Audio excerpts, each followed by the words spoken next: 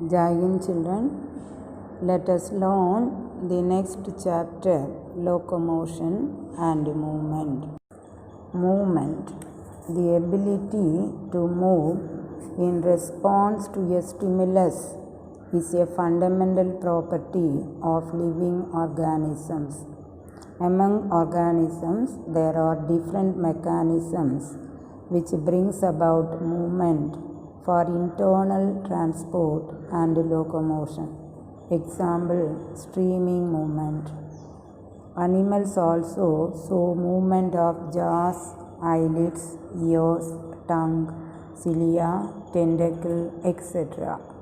Plants move their body parts in relation to light, that is what we call phototropism, or gravitational force of the earth, we call that as geotropism. All these activities are collectively called movements. Locomotion. Animals have to move from one place to another for their different physiological activities and finding shelter. Here, the movement involves whole body shift brought about by various cells, muscles and skeletal system.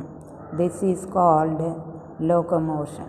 In unicellular organisms, pseudopodia, cilia or flagella affect movement. There are different types of movements in animals.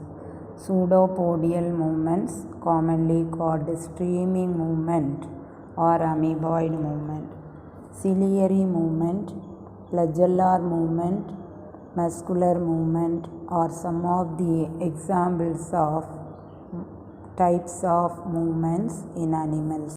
Streaming movement, otherwise called pseudopodial movement or commonly called amoeboid movement. Pseudopodial or streaming movement is exhibited by amoeba, hence it is also called as amoeboid movement.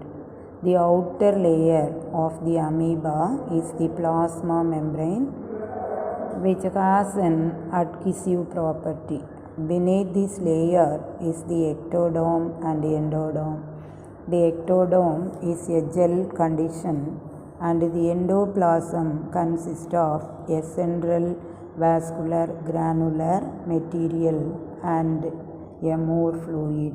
By changing the shape of the body, the plasma membrane is extended to the direction of movement, followed by the streaming movement of ectoplasm and endoplasm. It helps amoeba to move from one place to another. Amoeboid movement also helps in food capturing. Ciliary movement. Cilia are the locomotory organs in ciliated protozoans like Paramecium. Cilia are hair-like cellular organelles capable of independent movement found on the cellular surface. Ciliary movement is effected in a watery medium. In lower forms, it affects locomotion, but in higher animals, for example human, it helps in the movement of eggs and sperms through their duct. Flagellar movement. Flagella are larger structures than cilia and have uniform basic structure. Flagella occur singly or in small groups on a cell. Examples are flagellate protozoans, example Euglena, sperms of many animals, sponges, coelentrates, flame cells, etc. They help in locomotion and maintenance of water current. Muscular movement. Muscular movements are seen in higher animals. It is essential for the movement of the whole body, parts of the body and posture of the body. muscle fibers which have the property of contraction and relaxation is responsible for this type of activity. Example, movements of limbs, jaws, tongue, etc. Locomotion is required for perfect coordinated activity of muscular, skeletal and neural system. Locomotion in human, a coordinated working of muscular system, skeletal system and nervous system brings about the movement and locomotion in human and other higher vertebrates. There are mainly three types of muscles: non-striated or smooth muscle, cardiac muscles and striated muscles. It is commonly called skeletal muscles. The first one is non-striated muscle or smooth muscle. These are the muscles generally forming the wall of the stomach, intestine, blood vessels, urinary bladder, ureter, uterus, etc. They are also called visceral muscles, smooth muscles or involuntary muscles. Visceral muscles means they are present in our body parts. Involuntary muscles means their activations are not under the control of our brain. As they are not under the control of will, they are made up of long and spindle-shaped cells with a single nucleus.